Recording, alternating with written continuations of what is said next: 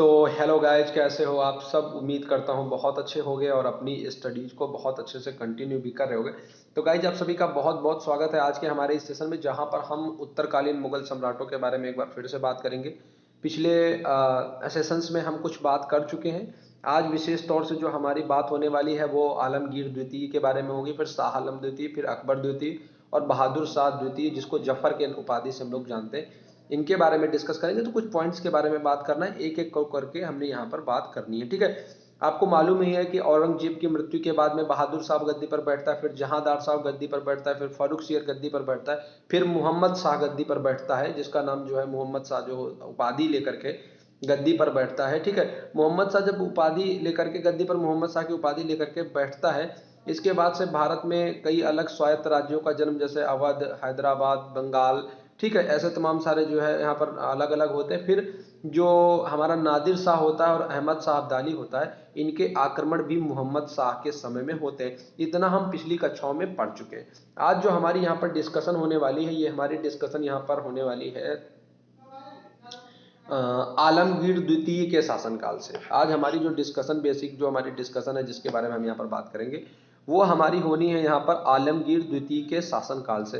Basically अगर आप देखेंगे तो आलमगीर जो द्वितीय होता है वो कहीं ना कहीं एक कठपुतली शासक रहता है। बहुत ज़्यादा इसके हाथ में पावर नहीं रहती। 55 ईयर्स की एज पे जा करके ये गद्दी पर बैठता है और इसके बाद में धीरे धीरे करके इसके खिलाफ षड्यंत्र चलते रहते हैं, फिर उसको गद्दी से हटा दिया जाता है।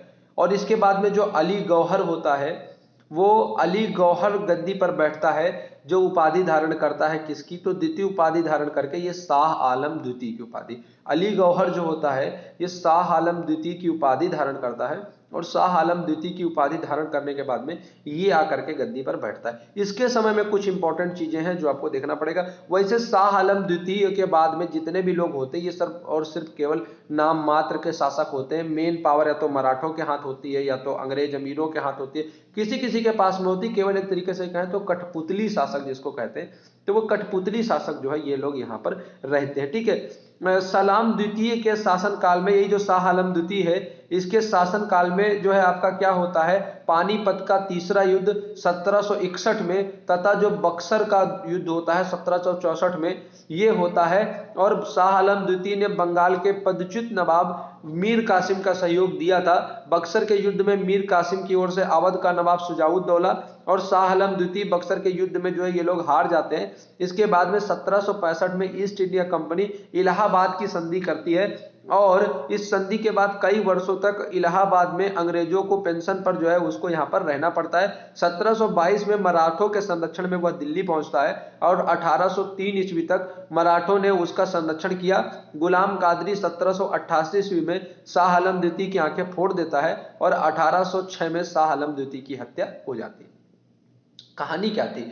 कहानी दरअसल दोस्तों ये होती है कि जब शाह आलम द्वितीय गद्दी पर बैठता है, मैंने आपको यहाँ पर जब बता रहा था, मैं आपको सॉरी हाँ, जब मैं आपको बता रहा था यहाँ पर किसके बारे में, मैं बता रहा था आपको मोहम्मद शाह के बारे में। मैंने बताया था मोहम्मद शाह के समय में कुछ अलग अलग रियासतों का क्या होता है, जन्म होता है। अलग अलग रियासतें होती हैं जिनका जन्म होता है। उसमें मराठे भी आपके होते हैं, उसमें बंगाल भी होता है, दक्कन भी होता है, अवध भी होता है, इसके अलावा और रूहेले सरदार होते हैं, बुंदेलखंड के सरदार होते हैं। वो अलग अलग अपना जो है उसका जन्म वहां पर उनका अलग अलग हो जाता है, यहाँ पे बर्थ होती है। लेकिन इंपॉर्टेंट फैक्ट यहाँ पर ये होता है कि शाह आलम द्वितीय के समय में प्लासी के युद्ध तो नहीं होता है, लेकिन पानीपत का तीसरा युद्ध तो 1757 में हो चुका होता है आलमगीर द्वितीय के समय में। इसके समय में क्या होता है, इसके समय में जो बक्सर का युद्ध होता है वो होता है। बक्सर के युद्ध में क्या होता है, जो मीर कासिम होता है बंगाल का अब्दस्त नवाब, जब बंगाल का इतिहास मैं आपको पढ़ाऊंगा तब ये कहानी ज्यादा समझ में आएगी। केवल आप दो पॉइंट यहाँ पर याद कर लीजिए। शाह आलम द्वितीय के समय में एक तो क्या होता है, इसके समय में बक्सर का युद्ध होता है और पानीपत का दूसरा युद्ध होता है। पानीपत का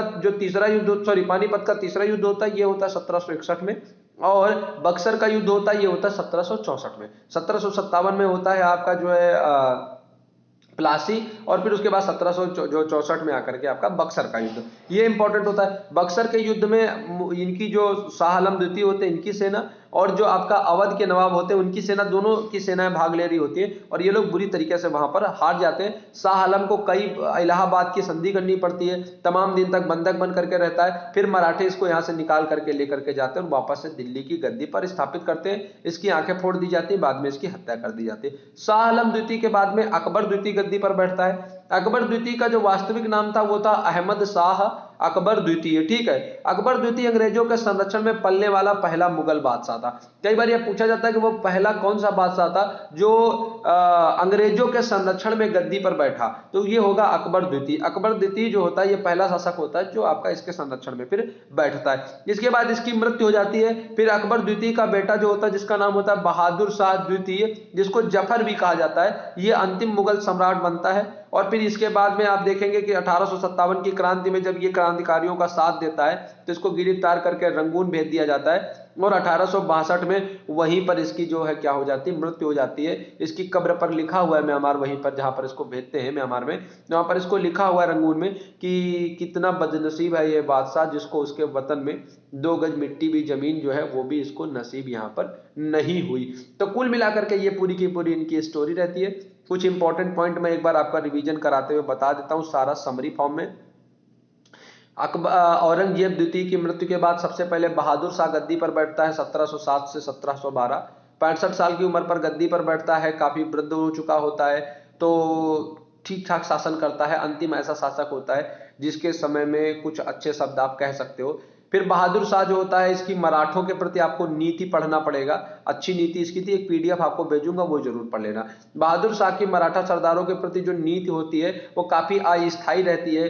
वो दक्कन के सरदेश मुखी और चौथ वसूलने का अधिकार नहीं देता है, लेकिन शिवाजी के पुत्र साहू को मुगल कैद से क्या कर देता है, जो शिवाजी का पुत्र छत्रपति साहू जी जो होते हैं इनको मुगल कैद से आजाद कर देता है। साहू को महाराष्ट्र वापस जाने की अनुमति दे देता है, ठीक है। इस तरीके के बहुत सारी चीजें हैं जो ये करता है अपने हिसाब से, जो ये कर सकता है। यहाँ पर गोविंद सिंह अंबाला के पूर्व तराई क्षेत्र में उसको वापस ले लेता है, चूड़ामन के साथ संधि करता है, जाट सरदार या बंदा बहादुर के खिलाफ अभियान में बहादुर शाह का जो सहयोग करते हैं उनके द्वारा बिगड़ी दिशा में जो है क्या करता है कि जागीरें वगैरह प्रदान करता है, ठीक ठाक काम करने की कोशिश, 19-20 बैलेंस कायम करने की कोशिश करता है। इसका उत्तराधिकारी होता है जहांदार शाह, 1712 से 1713 केवल 1 साल गद्दी पर बैठता है। ये बहुत अयोग्य शासक होता है, इसके अंदर सदाचार नाम की कोई चीज नहीं होती है। एक बंदा होता है जिसका नाम होता है जुल्फिकार, जुल्फिकार की मदद से एक गद्दी पर बैठता है। इसकी एक गर्लफ्रेंड भी होती है लाल कुंवरी, जिसके बारे में बताया था। अजीत सिंह को महाराजा की उपाधि देता है और ये मारवाड़ के शासक थे, इनको गुजरात का सूबेदार बनाता है, ठीक है। इसके समय में दक्कन में जो है मराठों को चौथ और सरदेश मुखी जो कर होते थे उनको वसूलने की अनुमति मिल जाती है। हालांकि शर्त रहती है कि इसको मुगल लोग ही वसूलेंगे, आपको देंगे वसूल करके, वो एक अलग चीज रहती है। इसके अलावा जुल्फिकार के जो होता है एक और करीबी होता है सुबक चंद्र, उसको पावर मिल जाती है। गर्लफ्रेंड के बारे में तो बता ही चुका हूं। इसका फिर 1713 में जहांदार शाह इसकी जो है वो हत्या कर देता है। अब बैठता है फारूक सियर। फारूक सियर 13 से 19 साल 1713 से 1719 तक गद्दी पर बैठता है। ये जो है बैठने में मदद लेता है सैयद बंधुओं की, जिसमें अब्दुल्ला खां होते हैं और हुसैन अली खां होते हैं, ठीक है। अब्दुल्ला खां को बघेला का पद देता है और कुतुब उल मुल्क की उपाधि देता है। हुसैन अली को अमीर उल उमरा तथा मीर बख्शी का पद देता है।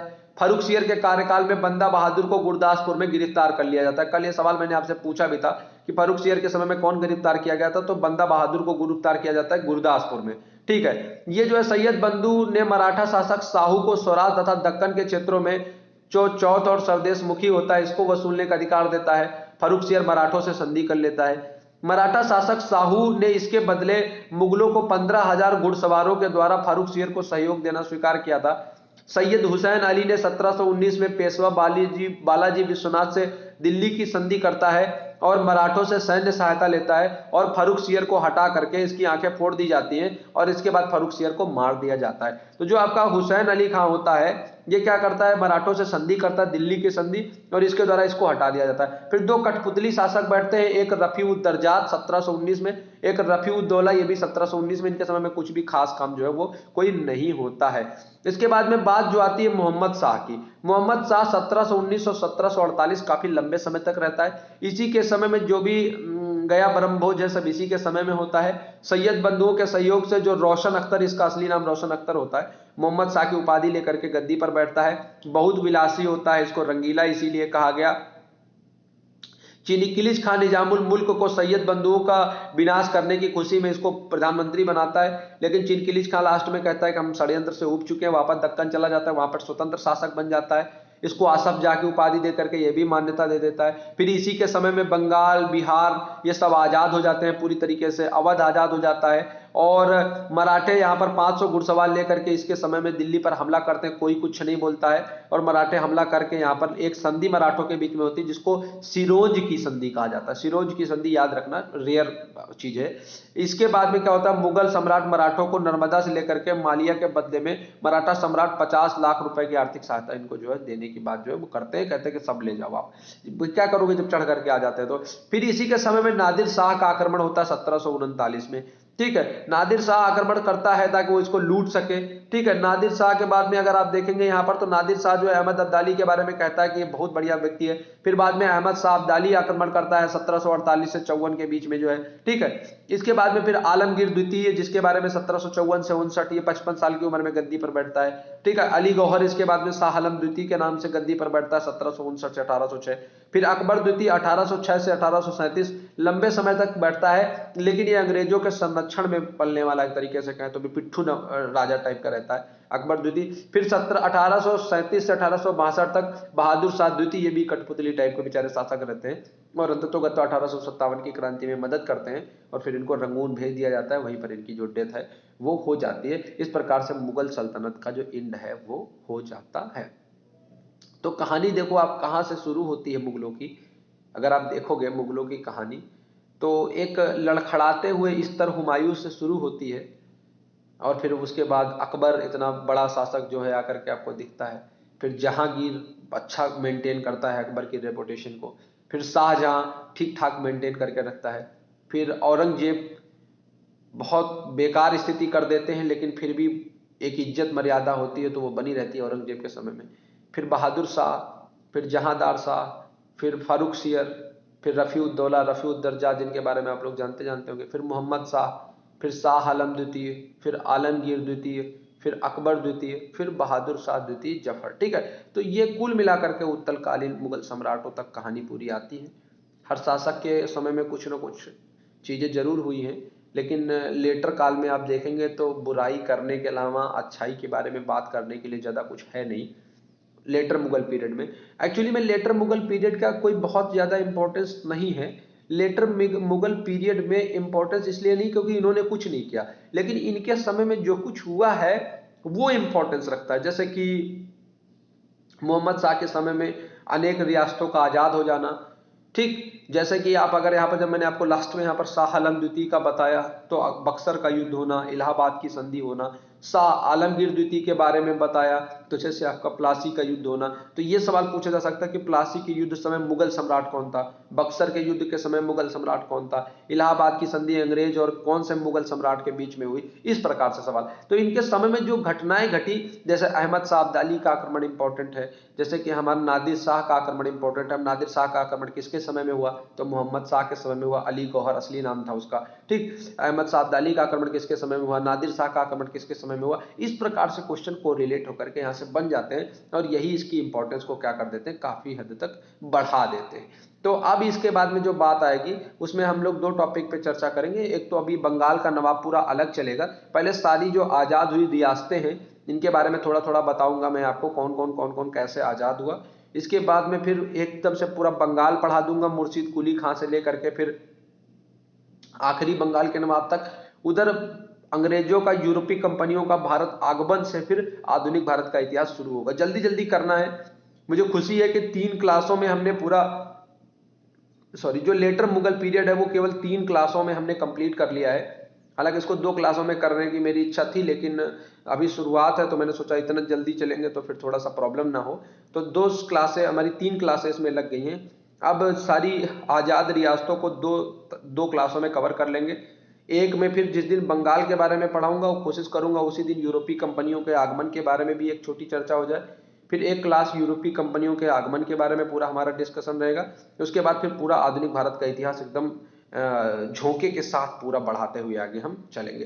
तो इस वीडियो को देख लीजिए, एक पीडीएफ फाइल आपको शाम तक मैं भेज दूंगा, बहुत अच्छी पीडीएफ फाइल है, उसमें सारे मुगल सम्राटों के बारे में पॉइंट वाइज तरीके से डिस्कस किया गया, जिसको यहाँ पे मैं इस समय तुरंत जो लेकर के आपको जिससे आज देख रहा था मैं इसको, जिससे आपको मैं यहाँ पे दिखा रहा था, तो ये आपके लिए यहाँ पर काफी इंपॉर्टेंट हो जाएगी। और इसको अगर आप यहाँ पर देख लेंगे इस पूरी पीडीएफ फाइल को, तो आपका काम बहुत ज्यादा आसान हो जाएगा। खुद से थोड़ा बहुत पढ़ लीजिए, इससे पढ़ लीजिए, आपका कंप्लीट हो जाएगा। तो इस वीडियो को देखने के बाद ये पीडीएफ फाइल पढ़ लीजिए, खुद से थोड़ा पढ़ लीजिए, शाम की क्लास में 8 बजे क्वेश्चन की प्रैक्टिस करेंगे। Thank you so much.